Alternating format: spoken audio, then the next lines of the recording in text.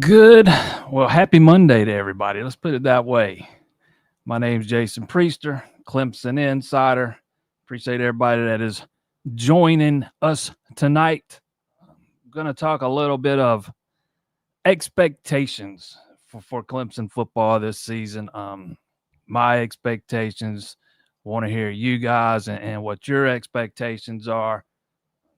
Another big recruiting weekend for Clemson or a big recruiting win for Clemson over the weekend. Before we jump into all that, I want to thank our sponsor over at A Glass, 2 locations in the PD, one in Florence, one in Sumter. Take care of all your auto glass needs. They do replacement, they do repair.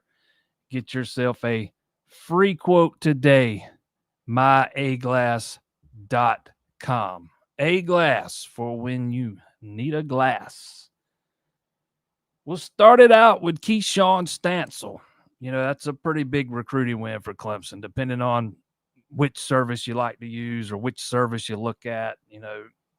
On3 has him as Clemson's second highest rated recruit. And there's a lot of talent committed in this class, so that's saying something. He's the second defensive tackle take. He joins Cam Cody. Clemson's still waiting on a decision from 5-star Bryce Perry Wright. We'll see if ends up starting that. If Clemson lands him, if he starts out at tackle or end, he's a guy that can slide outside and play it in, obviously. But this is a big get for Clemson, man. You're gonna have some of those interior guys that are gonna be gone after this year. Capehart, obviously. Peter Woods is another guy who's gonna be draft eligible. Clemson's got a pretty good track record with getting some of these guys to come back for a fourth year. It's a little easier to do. It's even a little easier to do now with these athletes getting paid pretty good. So we'll see what happens with him. But you got to at least prepare for the possibility that he bolts, for the draft after this season. You got to at least prepare for that. And I think, Stansel just kind of helps you kind of restock the cupboard. Anybody that's watched his film, you can see it, man. He's explosive. His motor never stops running. And I finally got a chance. I went to the ceremony on Saturday. First time I had ever talked to him. He doesn't do a lot of interviews. I've always kind of assumed he was more of a quiet and reserved guy. Just, sometimes, we make assumptions and him not doing a lot of media stuff and giving a lot of interviews. I just kind of assumed he was one of those kind of guys. I was even talking with one of his family members outside of the gym there while we were waiting to get inside. And that family member kind of reinforced that thought. That, yeah, he's kind of quiet and reserved, doesn't do a lot of interviews. Well, if you watch the ceremony, a little bit of his personality came out through that. Although, he didn't do much talking, but you could see kind of his big personality. And then when I got to talk to him for a few minutes afterwards, Clemson fans are going to love this guy, man. He's got a very big personality. He's very jovial is the word that I would use. So, he's got the personality to go along with the resume on the field. He just one more highly touted guy that's recruited in this, that is committed in this class. And Nick Eason, man, he just continues to get it done on the trail. This is a guy that Clemson, they didn't even offer him till a month ago. And there's so many people out there that just kind of, and I understand where the thought process, but people kind of wrongly assume that just because they think a guy doesn't have an offer, maybe a school's not recruiting him as hard as they should be. Well, Stansel kind of confirmed to me Saturday that Clemson's been recruiting him hard for a long time. And the only reason he didn't have an offer was on him. His grades weren't where they needed to be. And once they were, Clemson did what they said they were going to do. They were going to offer. and they did. And, it kind of sounded to me like, just reading between the lines based off some things he said, Clemson was in the driver's seat pretty much, the last couple, 2-3 months, heading towards his commitment day. But going back to that same family member I talked to before the ceremony, they were telling me how they were, the entire family was just blown away, by the way with the way Clemson went about recruiting him, and the focus and the priority that was put on the academics aspect, talking about how it just went so much deeper than football, and they didn't really get that feeling anywhere else. So it just kind of sounds like it was Clemson then everybody else. He also looks, he's listed at 6'3", 263 or 265 or something like that. He looks closer to 6'4" and probably 270, 275. But that's just going off my eyeballs, and I am violent as a bat. I did get to talk to his defensive line coach, and he said he was probably closer to 6'4", 272. So big boy, and a big boy that can move. He's run a 4.640, if I'm remembering that right. That's pretty good for a guy of that size. So 20 commitments for Clemson in this class now, firmly entrenched inside the top 10. Don't know that they'll stay inside the top 10 just based on, the number of guys that'll end up signing, because they're getting pretty close to the finish line now. They're not going to sign 25 players in this class, I doubt. And, there's so much emphasis placed on quantity. But if you look at the average star rating, it'll probably that at least that part is likely to finish in the top 10. But I think if you finish somewhere between 9 and 13, 14, you're fine. Just because other teams are going to sign more guys than you do. So let's get into the expectations of this thing. We've talked some about the expectations last week before last. And right now, while I'm thinking about it, no show next week. Won't be here next Monday. We'll be back the following Monday. JP's going on vacation. So I will see y'all in 2 weeks once this one is done. But back to the expectations. We talked a little bit about that, last week before last. I know there's been a lot of people worried about all the hype this team's getting. And, I've seen more than my fair share of comments on social media, particularly Facebook, about how that hype can go to a team's head, those kind of things. But, I think the hype's justified, man. I don't just expect this team to compete for a playoff spot. This team should make the playoff and make some noise once they get there. When you look at all the returning talent, the experienced guys, I mean, you look at every spot pretty much outside of running back, and you've got experience returning. You've got, what many people consider to be a Heisman candidate at quarterback. There's a lot of people that think this group of wide receivers are one of the best in the country. You've got an offensive line that returns 4 starters and a 5th guy that, he's probably played close to 1,000 snaps now. On the defensive side, you've got a very experienced defensive line. You've got a lot of experience at linebacker. You got a lot of experience on the back end. You got to replace R.J. Mickens, but you there's some talent there to work with. So there's a lot to like about the return in production on both sides. Then you got a massive upgrade at defensive coordinator with Tom Allen. I think probably a lot of you have already seen that thing Clemson put out earlier today, or I can't remember if it was today or yesterday, the 40-something minute, little mini movie from spring practice and stuff. Kind of gives you a little bit of insight into how Allen operates. I have high expectations for this defense, man. I just think last year they just started getting too bogged down with too much stuff, and I think simplifying it is gonna pay off big for this team as they move on down the stretch. You open up with a big win against LSU, and that's a game from a perception standpoint Clemson needs to win. But it don't matter if they win that thing or not. All that matters is whether you win the league and get in the playoff and what you do after you get there.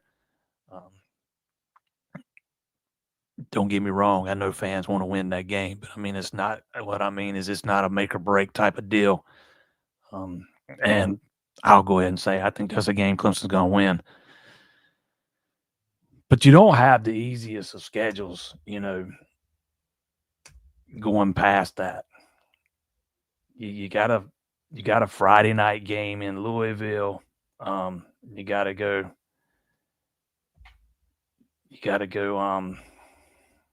Good Lord, I had the schedule pulled up here and it just disappeared on me. Give me 1 second to pull it back up, so I don't want to say anything wrong.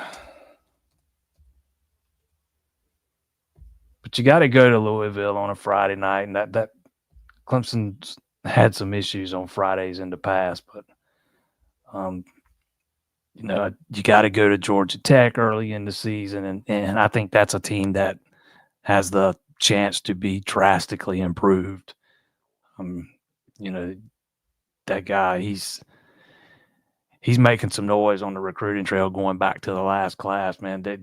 He's doing some good things there, and it's going to start paying off sooner rather than later. You do get Syracuse at home. You got to go to North Carolina, and the big angle is going to be Dabo versus Belichick, and I don't think North Carolina is going to be very good. I think that thing's going to end in disaster, but at least the hype surrounding it should be fun. Then you go up to Boston College. That's a game Clemson should win. You get SMU at home. You get Duke at home. You get Florida State at home. But then there's that Friday night game against Louisville. To me, that's the one I've got circled personally. And then you end it by hosting Furman and going to Columbia to play South Carolina, who has a lot of they've got a lot of holes to fill on that defense, man. They had like 30-something seniors on that team last year. And a lot of, as good as that defense was, a lot of those guys are gone now. They've moved on. But so a lot of holes to replace for the Gamecocks on that side of the ball. And Clemson's been fairly successful in Columbia. For me, the two biggest, chances for slip-ups are obviously the opener against LSU and then that Friday night game against Louisville. I certainly don't think Clemson's going to run through the regular season unbeaten. I just think that's too hard.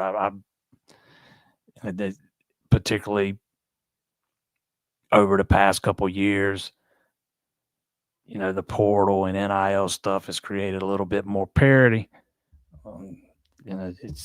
I expect them to trip up a time or two on the way there. Again, if you can win the league and get into the playoff, then you're good. It's not like it was during the 14 playoff where every game, there's so much importance riding on each game from week to week. That is one thing I do hate about the expanded playoff. It kind of waters down the regular season a little bit, but I fully, expect this team to win the ACC and unlike last year, not just make the playoff as, one of the last teams in. If they don't win the ACC last year, they're not getting in. But on top of that, this team should be capable of making some noise once they get into the playoff. Some of you might not agree with that. Some of you might. There is a lot of hype surrounding this team right now, man. There's a lot of the national guys are, hyping this thing up. And, They need to go out and make some noise this year because the way the roster is kind of put together right now with all of the guys that are set to leave after the season, you're bound to take a step back next year. Bound to take a step back. It's just, it'll be hard not to. You got to replace Klubnik.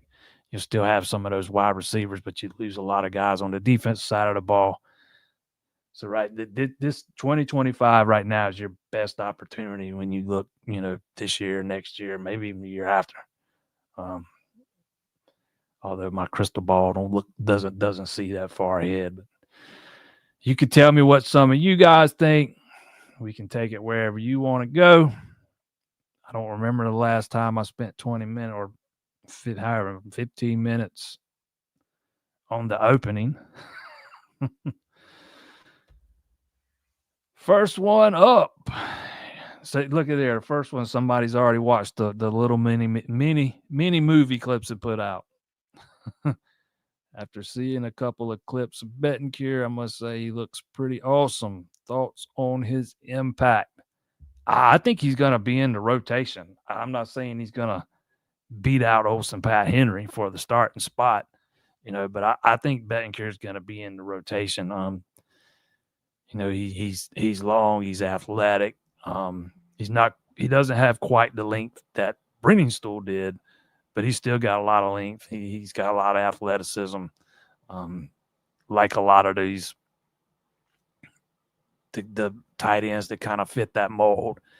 He's got to get the blocking. He's got the pass catching stuff down. He's got to get the blocking aspects down, kind of, similar to running back with those guys having to get the blitz protections and stuff figured out. But I think he's going to be hard to keep off the field. It's just, I think he's got that much talent. I think the year of kind of sitting back, learning, acclimating, a year in the strength program, all that stuff's going to benefit him greatly. I don't see him beating out Olsen Pat Henry, but I do think he's going to be a guy that ends up getting into the rotation. You're going to see him on the field. I just think he's going to be hard to keep him off of it. Which, really kind of just it's one more weapon that Klubnik has at his disposal.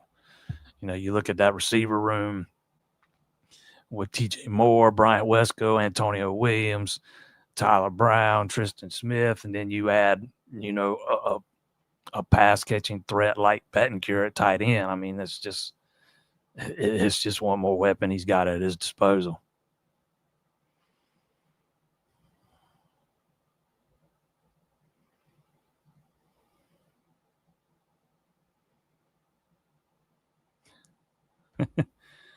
Can't take another win-loss. Yeah, I'm not giving you win-loss predictions. I once the season gets closer around, I might give you a record, but I rarely pick like I might say, I think Clemson goes 11-2. Who they lose to, I have no idea. For example, but it is kind of the closer you get. I mean, it seems like you start seeing more and more of that stuff every year, particularly the closer you get to the season. It seems like every time I scroll Twitter or Facebook, there's 5 more, things about Clemson and predictions and strengths and weaknesses and what needs to happen or what can't happen. I mean, or like you say here, something about Cade Klubnik and the Heisman. I mean, it's a little oversaturated at this point.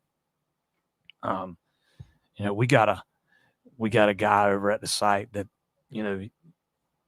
he writes a lot of that stuff. Gavin writes a lot of that stuff for us at the site. And there's so much out there right now. And, he spends so much time covering it. I kind of try to stay away from that stuff because I feel like it gets a little oversaturated. I try to do as much recruiting stuff as I can and let him handle that stuff, at least until we get into fall camp anyways, or right before fall camp, which, that's going to start sometime probably right in the middle of July. So we ain't about at the most 3 weeks away.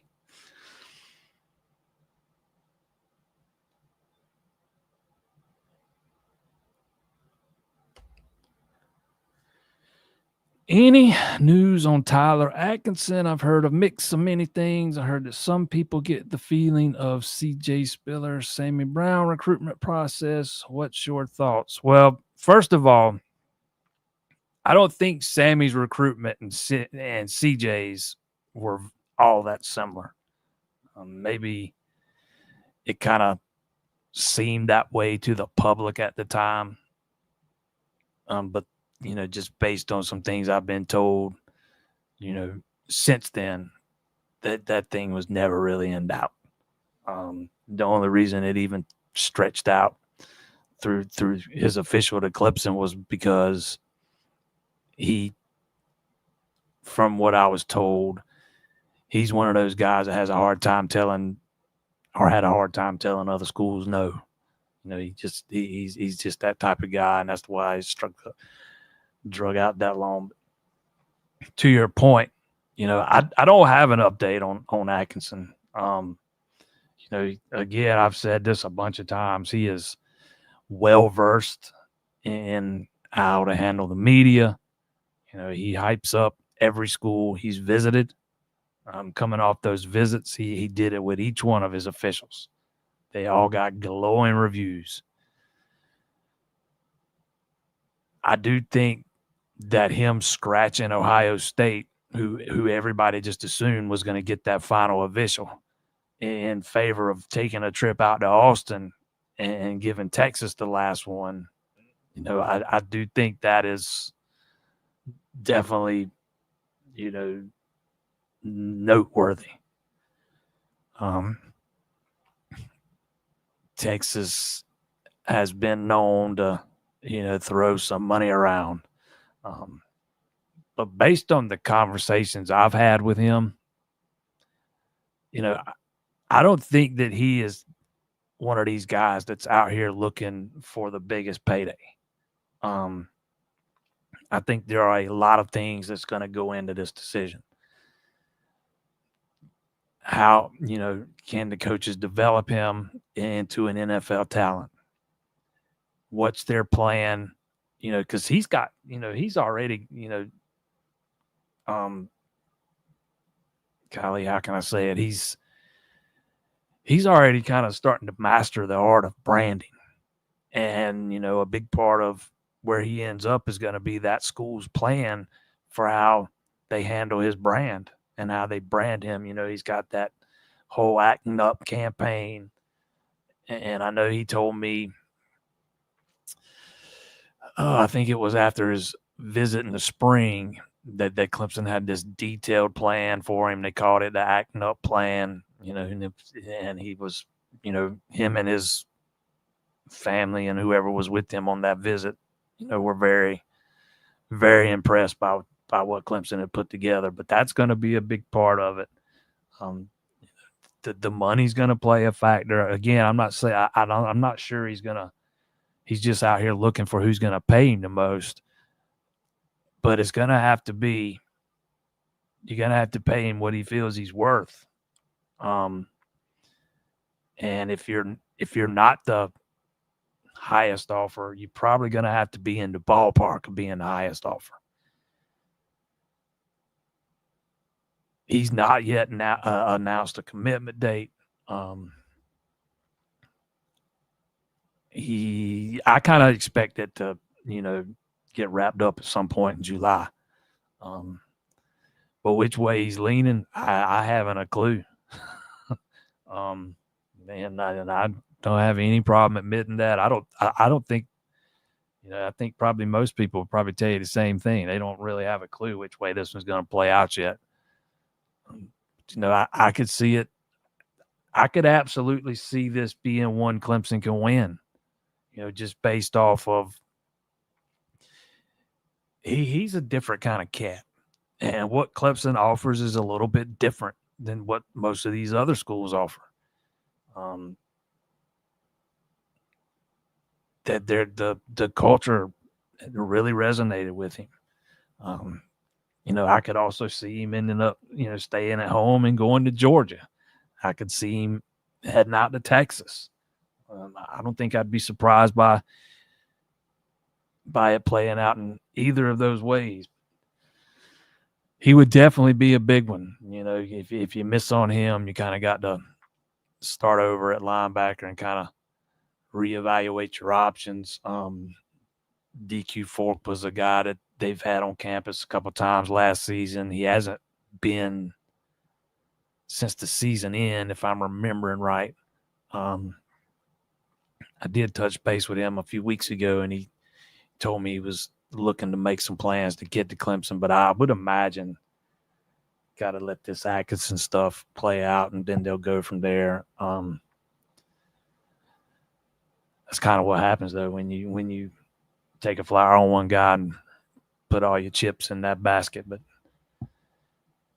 as far as which way he's leaning or how this one's going to play out, I wish I could give you a better answer. I don't know, man. He's done a very good job at keeping this thing buttoned up. There's not much there's really not anything that comes out of that camp that really, hints at which way he's leaning. Everything's been, carefully done to kind of ensure the element of surprise. But we'll see which way it works out.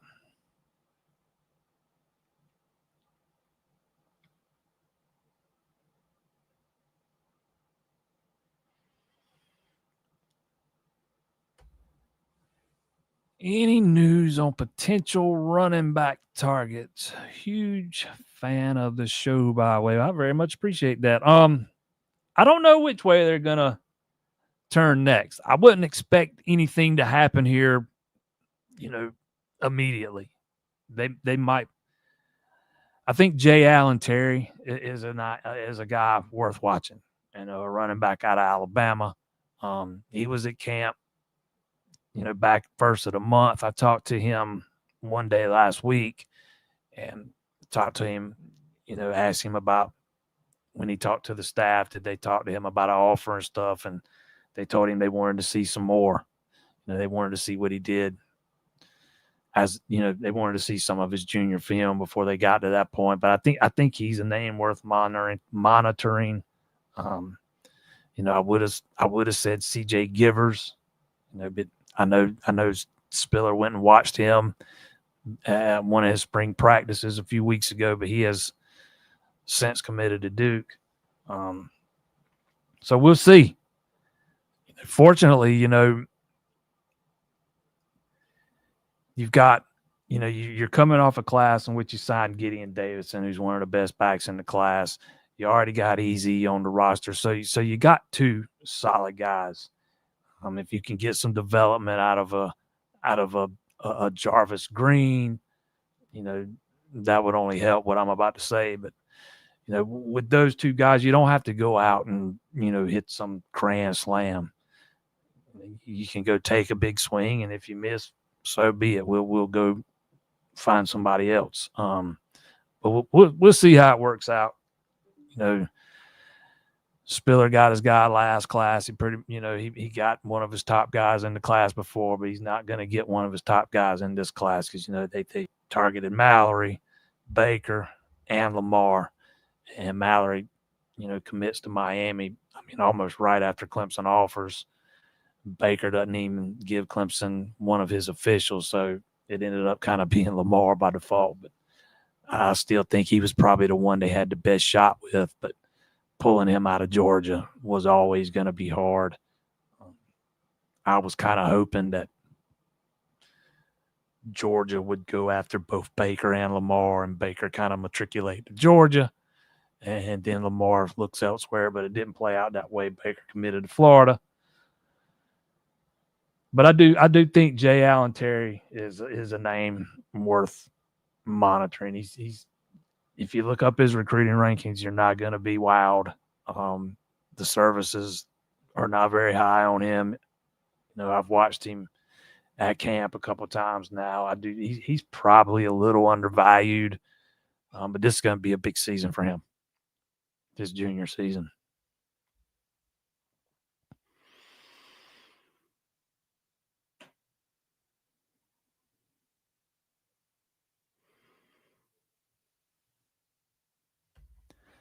2026 class is supposed to be a larger one.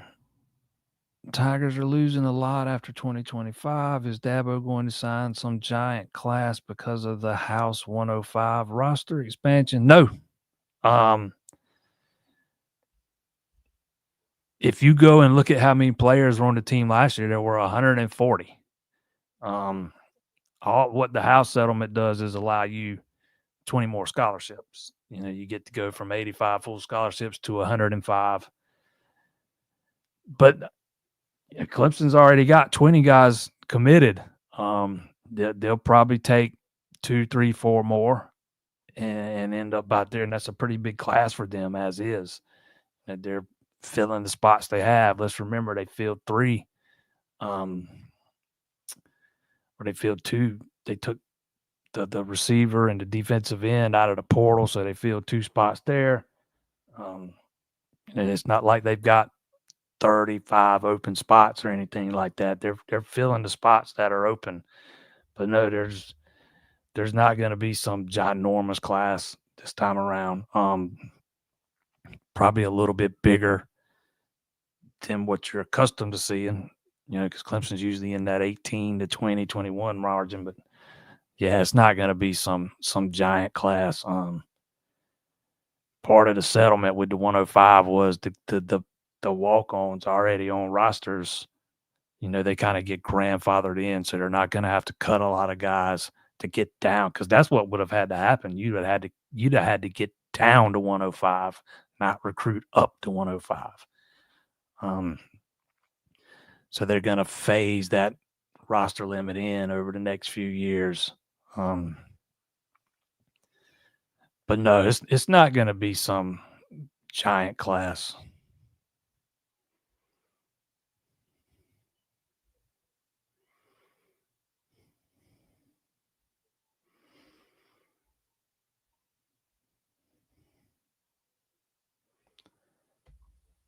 Heard of any new baseball transfers? Yeah, Beckett's just landed him a pitcher. Tennessee transfer Michael Sharman. And that's the kind of guy I wanted to see Backich go out, and I was hoping to see Backich go out and land an established guy. Nothing wrong with the first 2 pitchers they took. They just, the Simerson kid, you can make the argument that he's an established arm, but he's been at Division II Catawba. The kid they took from Alabama, the pitcher they took from Alabama, I think he threw like 5 or 6 innings last year. Just that's not what I'd call established. This guy's got some experience, and he's got experience at Tennessee. That's the kind of experienced arm I was hoping to see Backich go out and have some success landing. Because I just don't think they can afford to go out and land one of these frontline starters. I do think they're looking to add one more. I will say there is one more guy I got an eye on.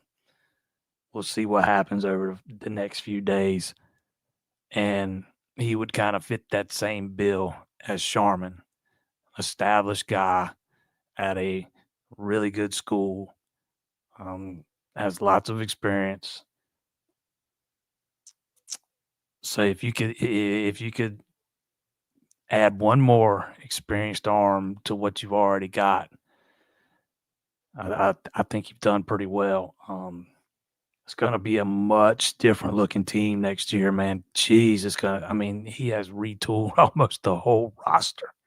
But one of the biggest things is going to be seeing, if you could take some of those younger pitchers and get them to take a jump in their development, because you're going to need some of those guys to do that, because you can't go build an entire pitching staff through the portal. You're going to have to lean on some of the younger guys we haven't seen a lot of yet, or who have, struggled a little bit in limited action. So it's going to be a big offseason for some of these pitchers. But yeah, I do believe they're going to try to add one more pitcher.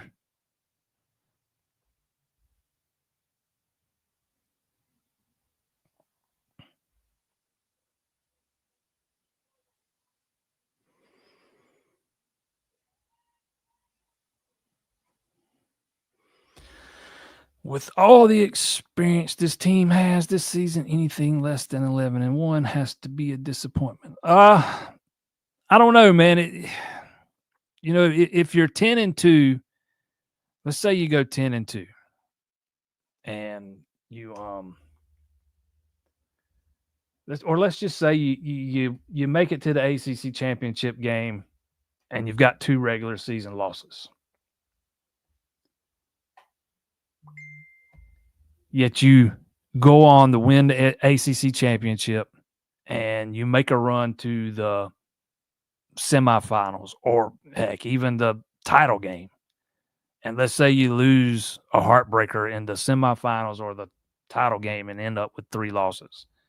I don't know that I'd call that disappointing. I think what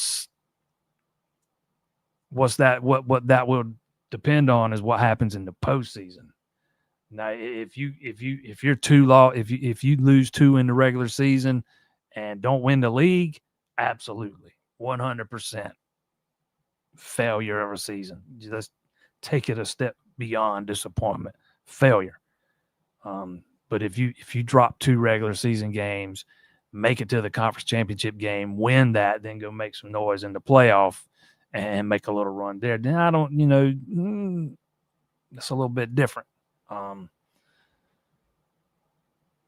Because I think this team's absolutely, I think one of the ACC teams could absolutely win the conference championship game and end up have 2 regular season losses, particularly when you look at a team like Clemson with their out of state or out of conference schedule, or Florida State, because Clemson plays LSU and South Carolina. Florida's going to play Alabama and Florida. I mean, you could definitely end up with a 2-loss ACC champion. But I think whether the season's a disappointment or not would hinge on what happens beyond what happens in Charlotte.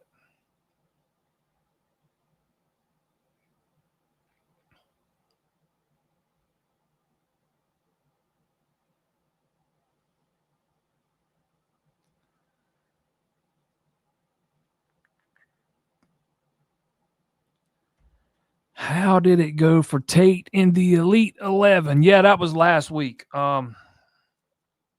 Or maybe the week before last. My days kind of run together sometimes, but yeah, it was recently. How he did would depend on who you ask.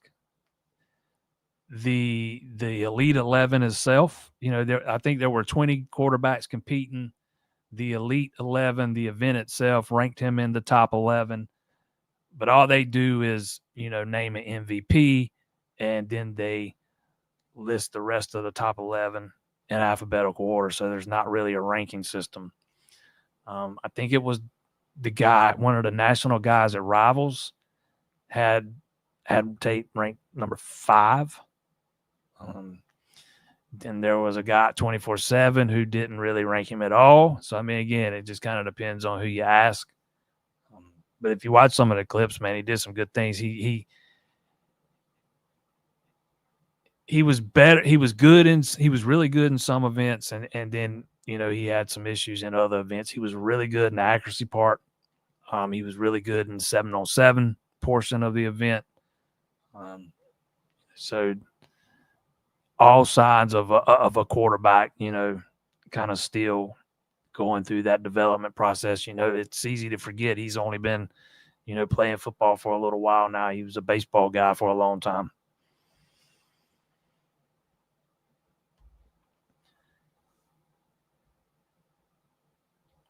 Does the new 105 roster limit mean teams are going to try and sign more blue chips since those spots used to be for walk-ons? Yeah, I mean, obviously every coaching staff wants to have as many, high-end guys on their roster as possible. But now you got to start looking at it through the eyes of, the way the NFL kind of operates. With that 20.5, you're basically working with a salary cap. And football programs aren't getting all of the 20.5. So whatever each school has designated for football, you have to work with that each year. So you kind of got to have a little bit of a cap in place and decide, how much going to go out to each position. I mean, you got to decide how you're going to divvy it up and what you're going to go off of. I mean, it's going to be hard to go out and sign a class of 30 high 4-star and low 5-star guys. I just don't know that there's that much money to go around. Heck, maybe not even at Texas and Texas A&M. But I mean, once you get a little bit down the road and some of these, walk-ons that are grandfathered in get phased out, and you get down to just 105 guys that are on full scholarship. Yeah, you're going to want to add some, a little more high-end talent to your roster than what you previously had under the old, 85 rule. That doesn't mean a team's going to have 105 players, nothing but high 4-stars and 5-stars. And you're still going to want to have a scout team. And you also want to be smart with the money you have. You want to be able to compete with the other programs around you. I don't know that it takes 105 guys on a football roster, to win a national title. You might only need 90 or 95. You might only need 85. I don't know yet. But again, it goes back to how you want to distribute that money. The more players on your roster that are, then that's kind of more money you got to dish out. If you can kind of limit it a little bit, then you have a little bit more money to spend, if that makes sense. I don't know if I explained that very well or not, but yeah, obviously, though, at the end of the day, every coaching staff is going to want as much talent as they can possibly get.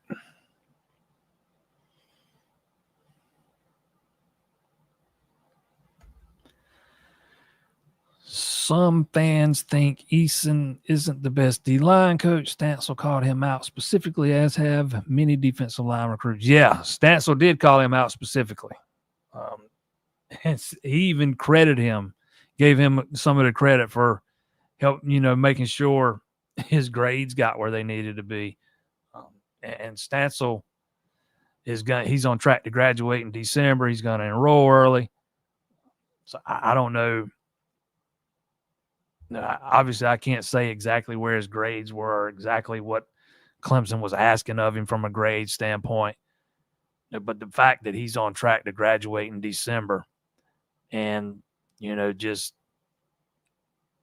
going into his final semester of his junior year, his grades weren't where Clemson wanted them to be.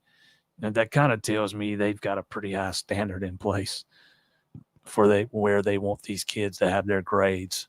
But yeah, he absolutely gave a lot of praise to Nick Eason.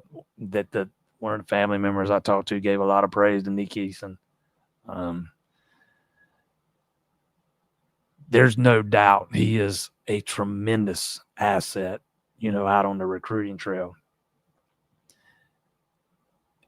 I do think last year, if you going through that season and the way it kind of played out defensively, I do think there were, heck, I even did it myself, some people that were starting to question, whether the defensive tackles were playing up to their potential. But you could have said that about almost every position on that side of the ball, pretty much. It's another example of, probably too quickly jumping to a conclusion and it ends up being the wrong conclusion. I just think last year there ended up being a lot of issues on that side of the ball. I think there were let's just say I think there were a lot of issues, inside the facility on the defensive side of the ball that kind of led to the product we saw on the field.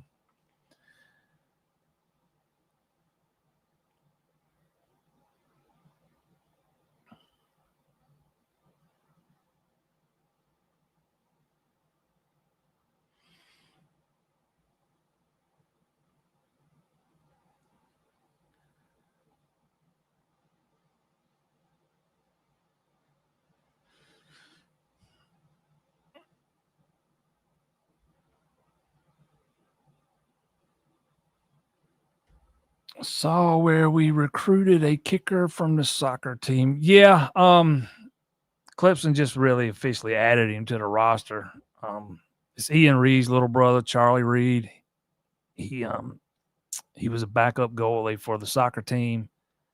He's listed as a place kicker on the roster. He punted, kicked field goals, and did kickoffs in high school. You know, with the questions at punter. There's no harm in bringing in one more guy to kind of spice up that competition, because I think it's going to need some spicing up. Just based off what we saw in the spring game, and in some of the practices back in the spring. But who knows? Maybe Jack Smith surprised us all. But yeah, they did finally add Charlie Reed to the roster. Thought it was interesting that they, added him as a place kicker.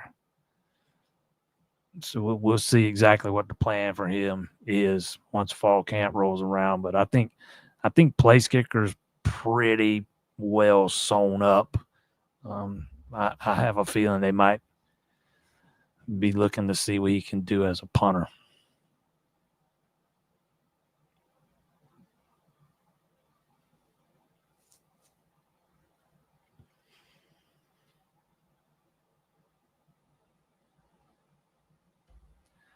I'm always hopeful, but this year I feel a confidence I haven't felt in a while. You know what? I think there's probably a lot of people out there that feel that way. There's not been a lot of reason to be confident in Clemson's ability to compete for a national title, going back a few years. When you missing on, and make no mistake, it wasn't just quarterback wasn't the only issue. Don't get me wrong, but missing on Uyunglele, just it sets you back. No matter what you got going on around him, it sets you back. And then the guy behind him turns out he needs a year. He absolutely needs a year to kind of develop into his role as a full-time starter. I mean, it just,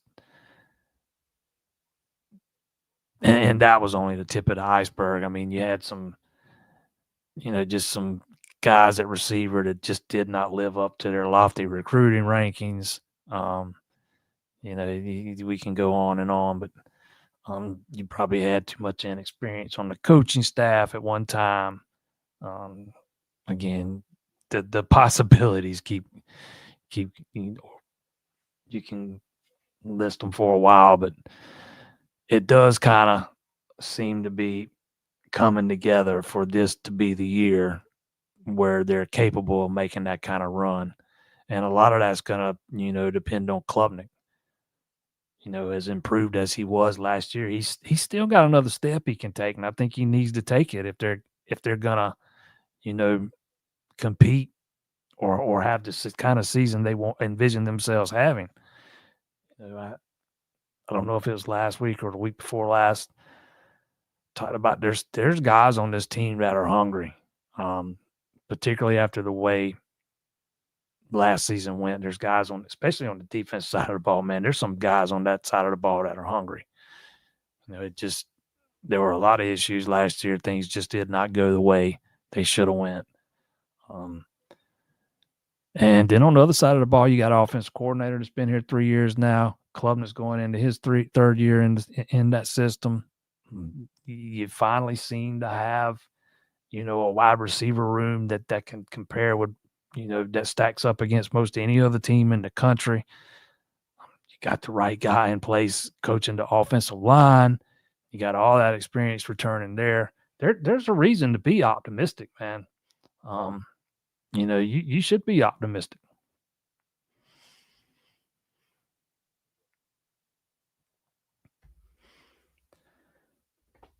I agree about experience and even talent, but the hype from the media always makes me nervous. Yeah, I don't think you're alone in that regard.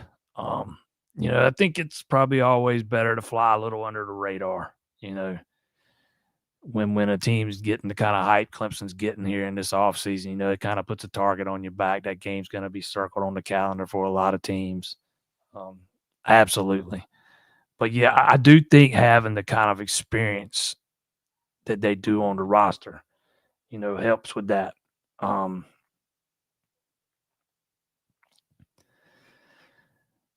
also think having some guys that are really hungry helps with that too.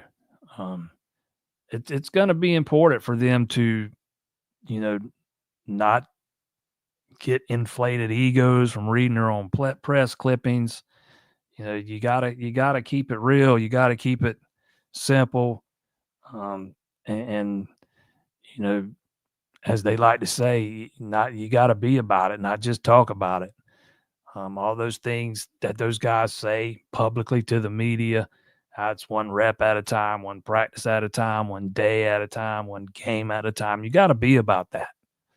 Um, it's as it's a long, grueling season, man. You got to be about those kind of things. You get caught looking ahead, you'll get beat. But hopefully, the leadership that's in place on this team kind of ends up being what I envision it to be, and some of that stuff gets nipped in the bud, and you don't have to worry about it. But you're not going to know until it gets here, you know. But the fact that they do have so much experience and have so many guys that are that have big personalities and are capable of being leaders that are upperclassmen now makes me feel a lot better about that than I would have if this team last year was kind of in the same position, getting as much hype last offseason as they are this offseason.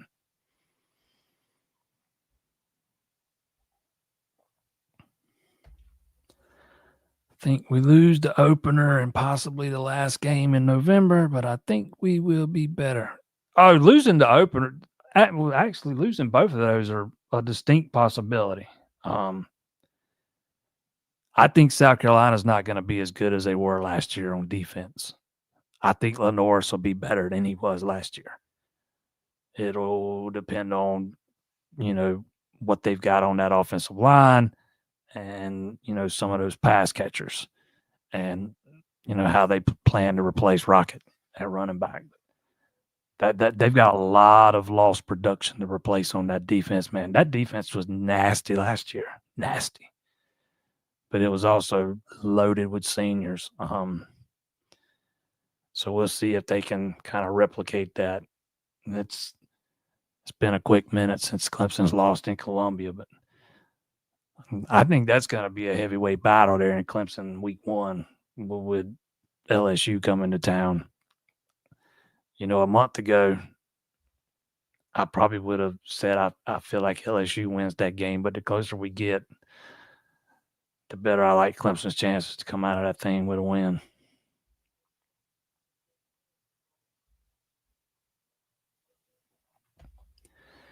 How important is the LSU game as far as making the playoffs?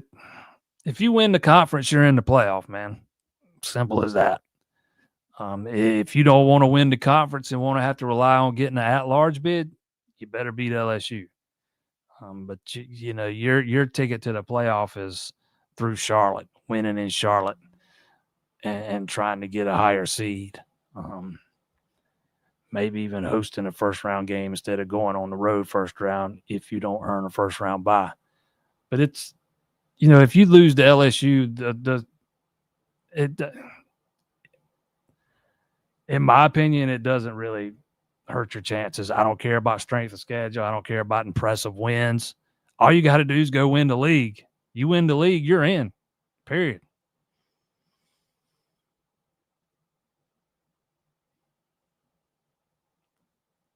I think that game's more important for perception than anything else. You need to stop the losing streak against the SEC. If you were to lose that game, the media is going to pile on. I've talked about it before. That snowball is going to get back rolling downhill and start getting bigger and bigger and bigger because you don't have another chance at shutting them up until the last game of the season when you play South Carolina. I mean, you need to snap that losing streak against SEC teams. You've lost 3 in a row against them. Now, excuse me. You've lost 4 out of 5 against them. you need to nip that in the bud. But as far as the playoff goes, you can lose that and still get in.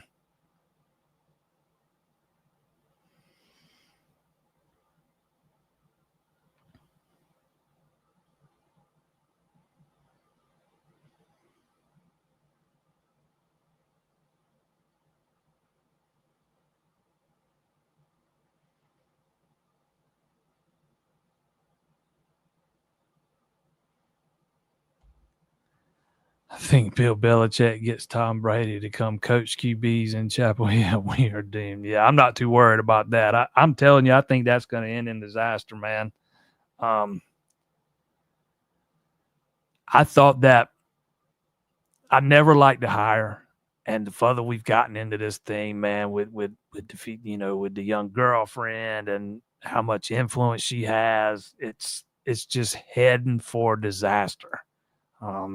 It does seem like they've kind of put some of that fire out here over the past few weeks, man. But there were a lot of red flags back in spring practice with some of this stuff, man. At the very least, it should be fun to watch unfold.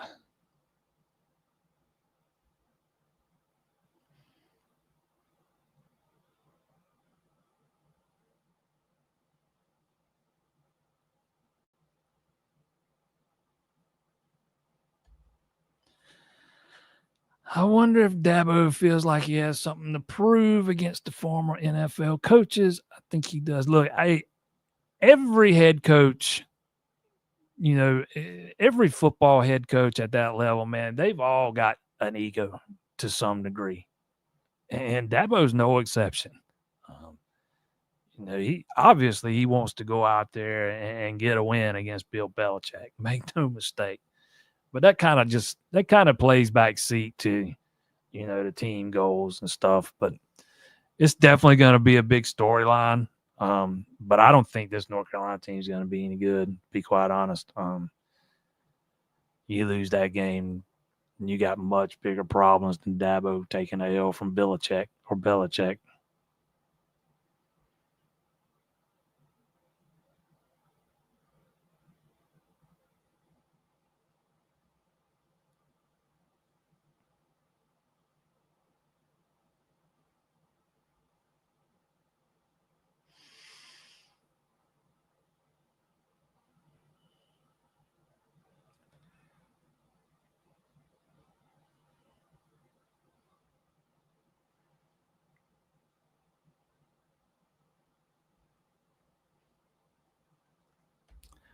What does the velo look like for the pitcher coming? He's not a flamethrower. I mean, he doesn't throw like in the mid 90s or anything.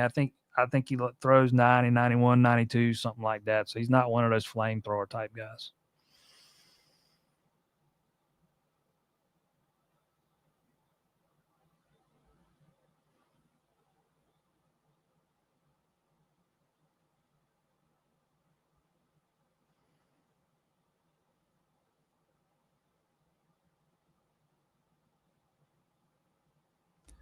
Things still looking good for Bryce Perry, right? I still like where Clemson stands. But like I told somebody earlier today, you don't ever know till you know, and it's certainly not done yet. He announces on the 4th. He's going to announce there in Vegas, and he's announcing out there. It's got something to do with his agent. But yeah, I still like where Clemson stands. That's where he's visited the most. But again, you just have to see. Don't ever know till you know.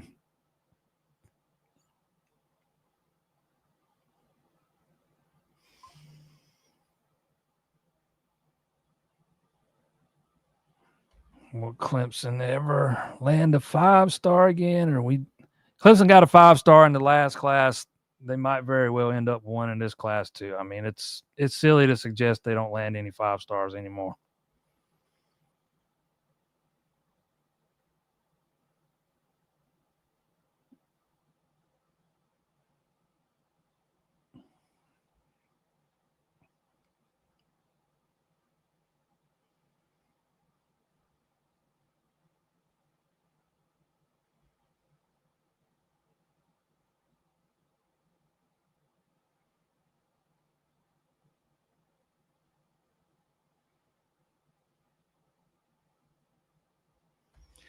The QB's Tate Reynolds. I know that you believe if you don't have a 5-star quarterback that you can't win. Deshaun Watson wasn't a 5-star quarterback by most of the services. Um, you know, you go back and look at all these national title teams from, the playoff era. More often than not, they weren't 5-stars coming out of high school. You don't have to have a 5-star. You have to have a coach in place that can develop quarterbacks. And you have to have that coach be able to identify the type of talent it takes to run his system. And I think you've got that in Garrett Riley. We get it. You don't like Tate Reynolds. You are one of the few that don't. I've personally seen him work out. The guy's got all the tools. He's still a little bit raw. It's going to be a big season for him. But fortunately, Clemson doesn't need him to be able to come in and start day one. They need him to be able to, grow into a starter by year 2 or year 3, not come in and do it day one. You don't have to come in here and start as a freshman to have success. Klubnik is kind of proving that out right now. But again, you don't have to have a 5-star at quarterback to, compete for national titles.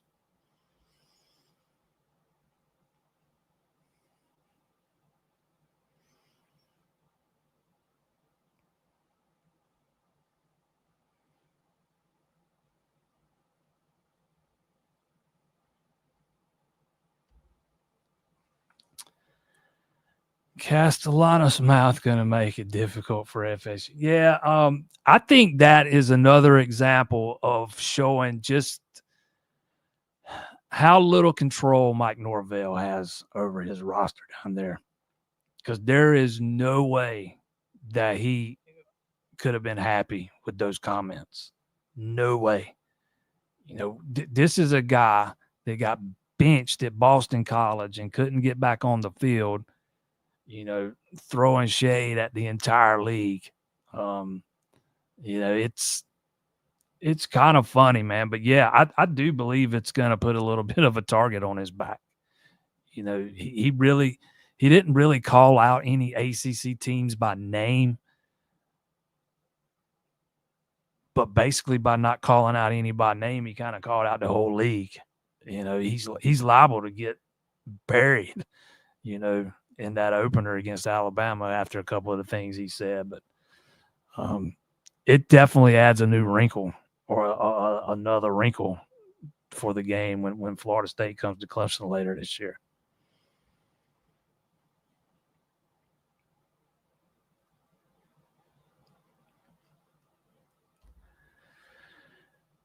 Will the athlete's salary be public info? Not if the schools have any say. It will not be. No. Because they're not viewed as employees the way, players are for NFL teams, NBA teams, MLB teams. Those are things that schools are, want to keep, kind of term them as a workplace product. You don't want that stuff getting out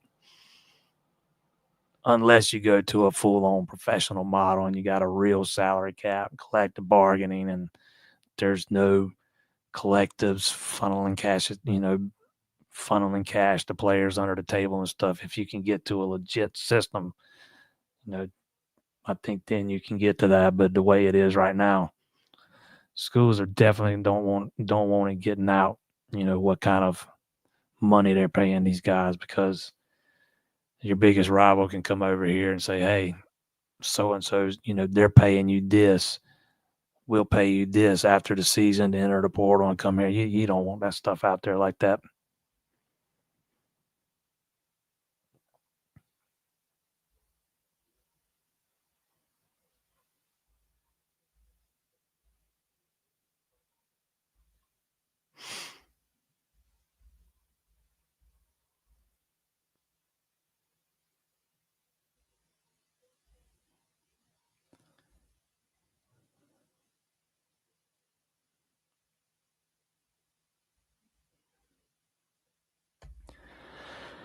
What will we see from the defense if the players aren't loafing? I think you've watched that movie too, huh? Or the little mini movie too. I think you're gonna see Clemson playing back to their standard on defense. I really do. You just you look at who they've got, you know, up front. You brought in the help guy to kind of shore up a weakness at end opposite TJ Parker. You look who they got at linebacker and some of the guys on the back end. The talent's there. There's no reason why this shouldn't be a really good defense. Um, the I see what you did there with the loafing thing, though. But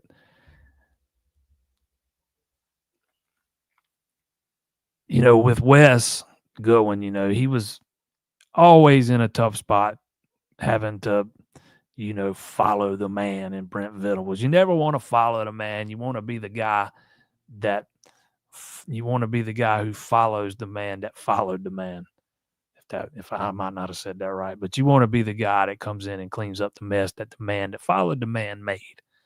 And that's kind of what Tom Allen's here to do. I mean, you just look at his track record with some of his defenses, man. That the guys, he's considered one of the best defensive minds in the country for a reason. You look at what he did with that Penn State defense last year. When he's got some talent to work with, man, he's been really good. And he's got some talent to work with at Clemson. I expect it to go back to, being what fans have been accustomed to seeing at Clemson outside of last year.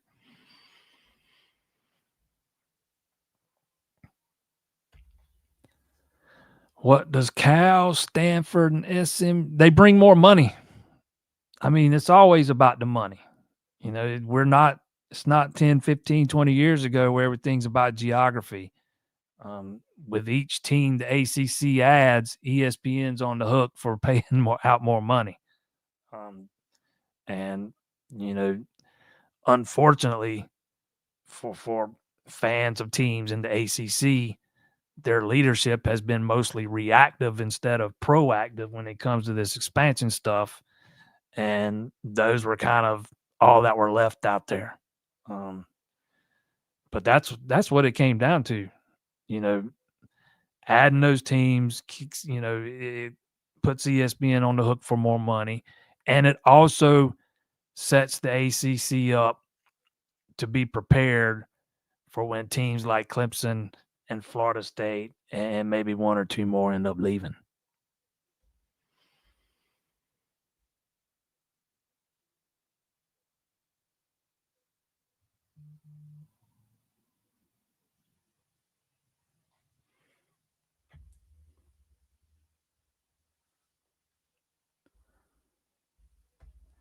Punter is my concern. I can punt 30 yards.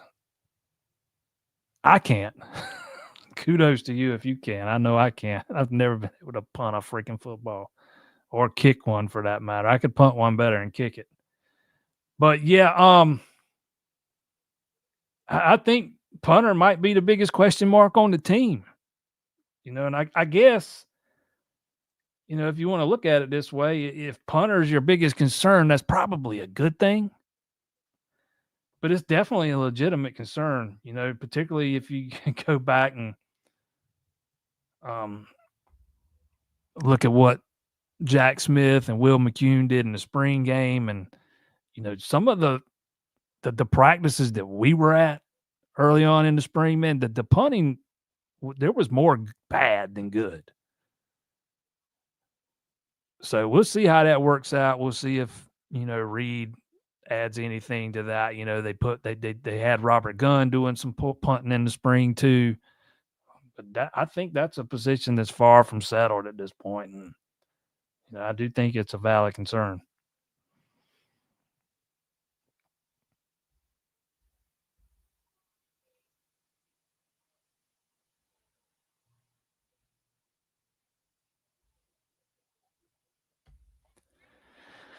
New scholarship limits coming into place. How many you think will be in this class? Less than 25. You're at 20 right now. I do believe so. I think they're at 19 or 20. I think Stansel made it 20. You still need a running back, you still need a linebacker, and they're still waiting on Perry Wright. So I kind of see it, but being between 22, 24, something like that.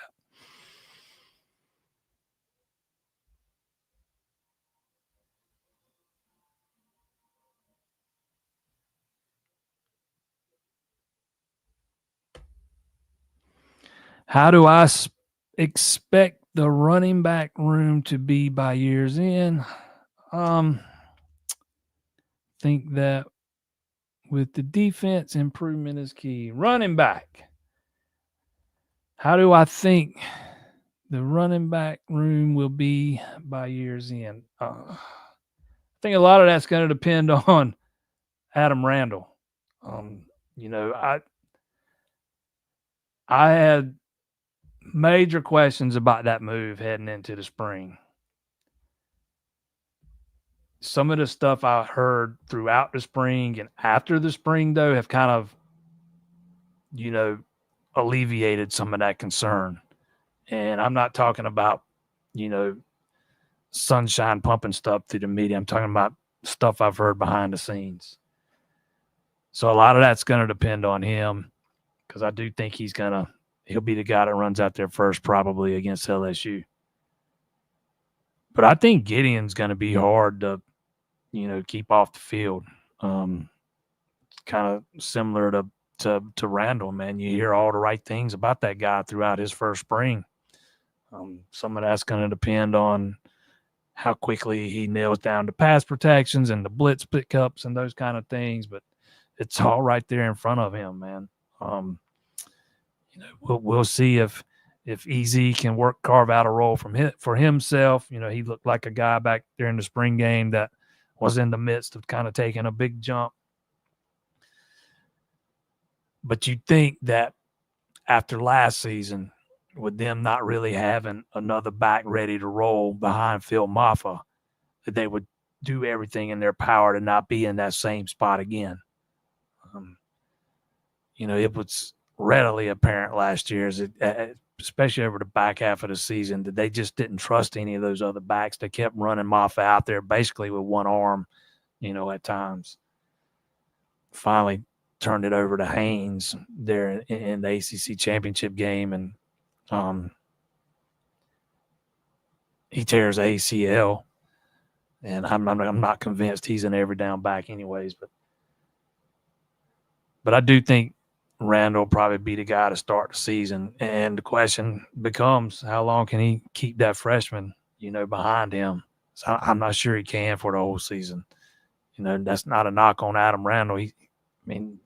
Brutal truth, he's a wide receiver turned running back.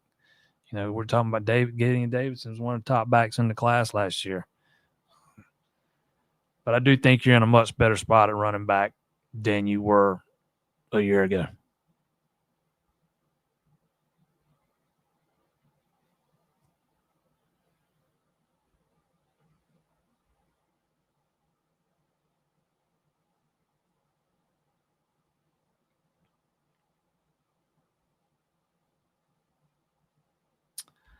I can't. The last time Clemson lost 3 openers in a row, you know what? I'd have to go and look that up. I'm not sure. It's been a long time. I do know that.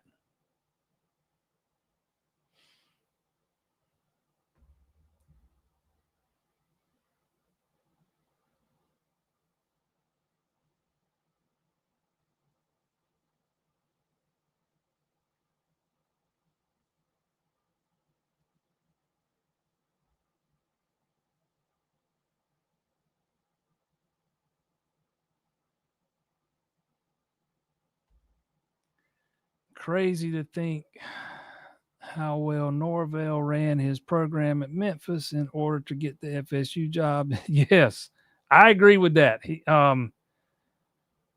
When Norvell was hired there, I loved that hire, man, just because of what he did at Memphis. And,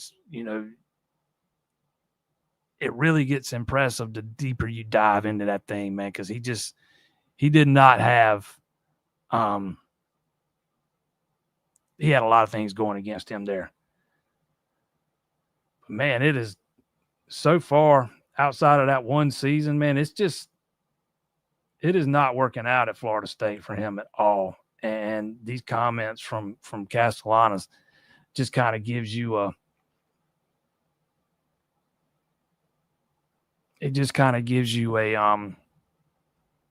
glimpse into the culture there.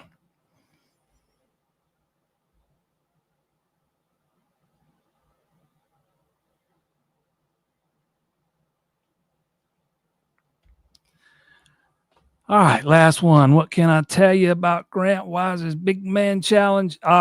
27 bench press, 27 reps on the bench press, 225 pounds. I want to say I read somewhere that would have been the 6th most at the NFL Combine last year. Don't hold me to that, but I think I read that somewhere. So that dude's strong as an ox, man. I think it was 27 reps on the bench press, and it was 225 pounds.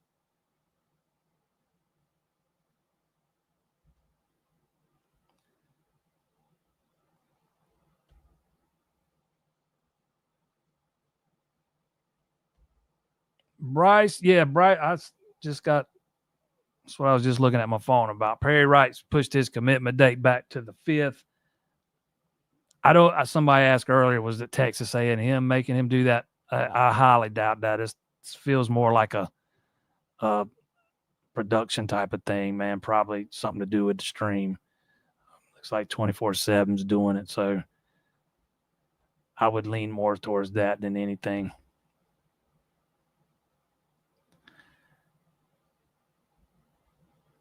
All right. We want to thank everybody that tuned in tonight. Thank our sponsors over at A-Glass for when you need a glass. A-Glass, all your auto glass needs, replacement, repair, 2 locations, one in Florence, one in Sumter. Get yourself a free quote today, myaglass.com. The plan right now is for Ashby and myself to be back here Thursday night, one final baseball show where we dive into some of the portal additions. No show next Monday. We will be right back here in 2 weeks. I am going on vacation. So check us back out here. Not next Monday, but the next 7 p.m. See y'all then. If you have not given us a like on YouTube, we'd very much appreciate it if you did so. Hit that subscribe button too, and check us out, ClemsonInsider.com. Monday, 2 weeks from tonight, 7 p.m.